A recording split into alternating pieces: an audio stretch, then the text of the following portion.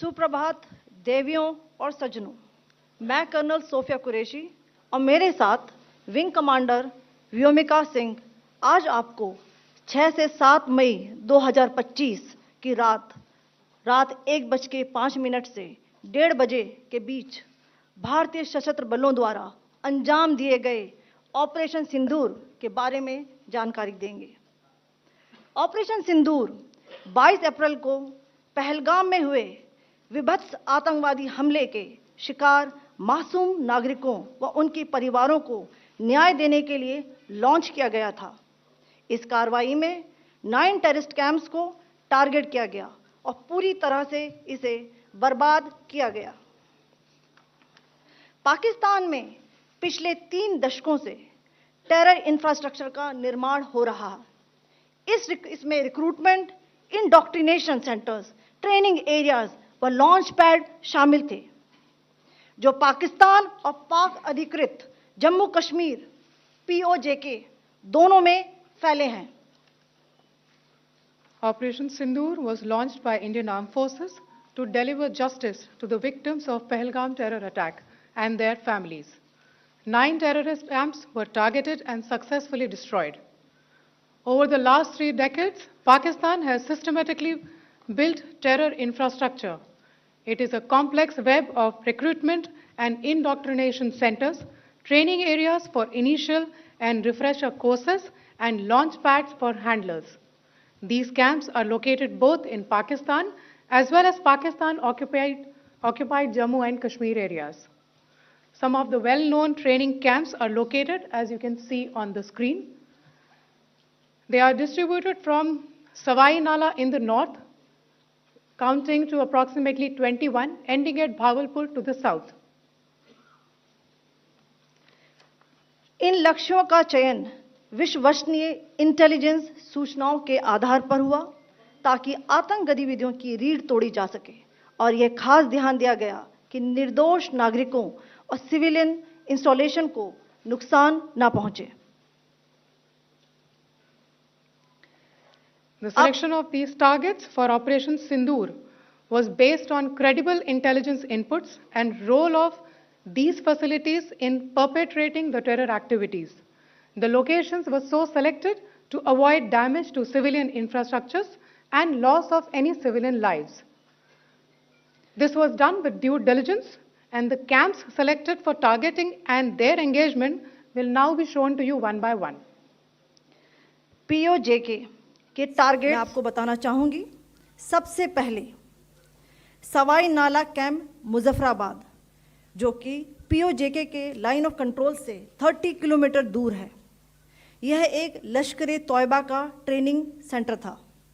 20 अक्टूबर 2024 सोनमर्ग, 24 अक्टूबर 24 गुलमर्ग, 22 अप्रैल 2025 पहलगाम, इन हमलों के आतंकियों ने यहीं से प्रशिक्षण लिया था।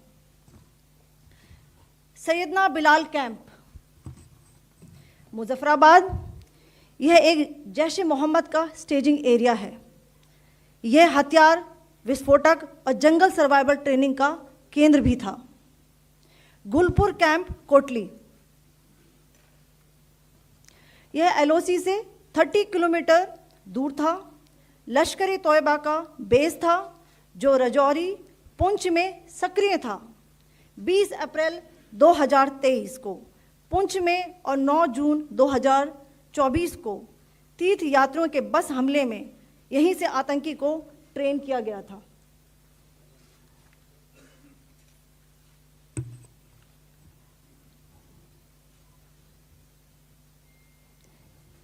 बरनाला कैंप बिम्बर, ये LOC से 9 किलोमीटर दूर है। यहाँ पर हथियार, हैंडलिंग, IED व जंगल सर्वाइवल का प्रशिक्षण केंद्र था। अब्बास कैंप कोटली,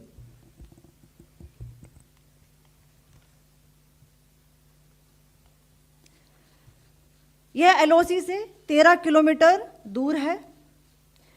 लश्कर तौयबा का फिदाइन यहाँ तैयार होता था। इसकी कैपेसिटी 15 टेररिस्ट को ट्रेन करने की थी।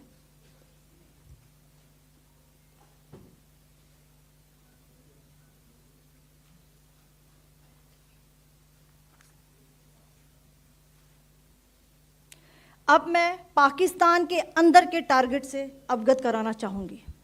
पहला, सर्जिकल कैंप सियालकोट।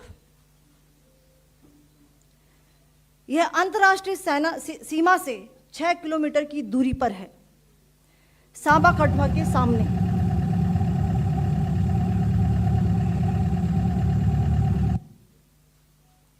मार्च 2025 में जम्मू एंड कश्मीर पुलिस के 4 जवानों को की जो हत्या की गई थी, उन आतंकवादियों को इसी जगह पर ट्रेन किया गया था। दूसरा, महमूना जाया कैंप सियालकोट।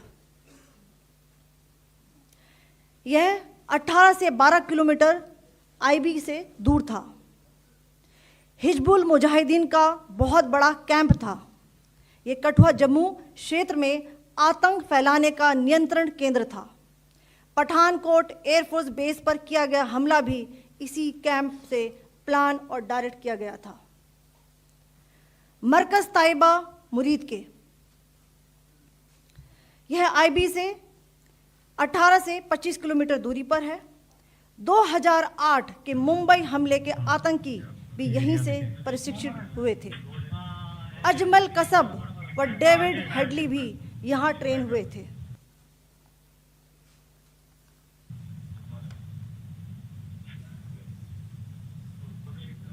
आगे दूसरा आया।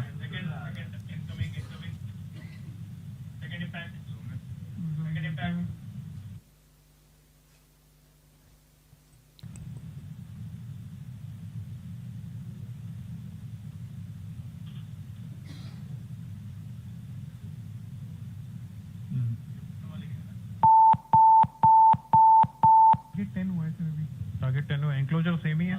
7 it is hit the target. हाँ हाँ।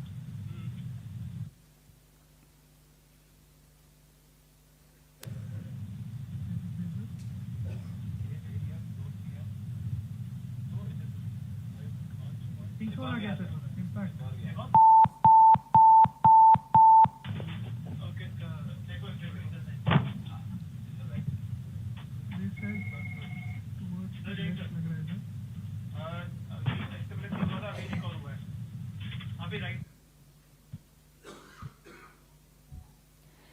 मरकज सुभान अल्लाह भावलपुर, यह इंटरनेशनल बाउंड्री से 100 किलोमीटर दूर है।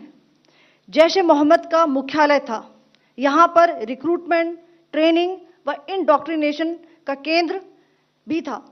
शीर्ष आतंकी अक्सर यहाँ आते थे।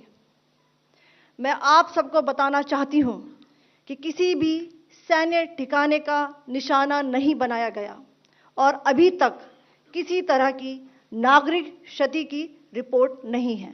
धन्यवाद। जय Hind. The strike on the terror camps were undertaken through precision capability, as shown to you.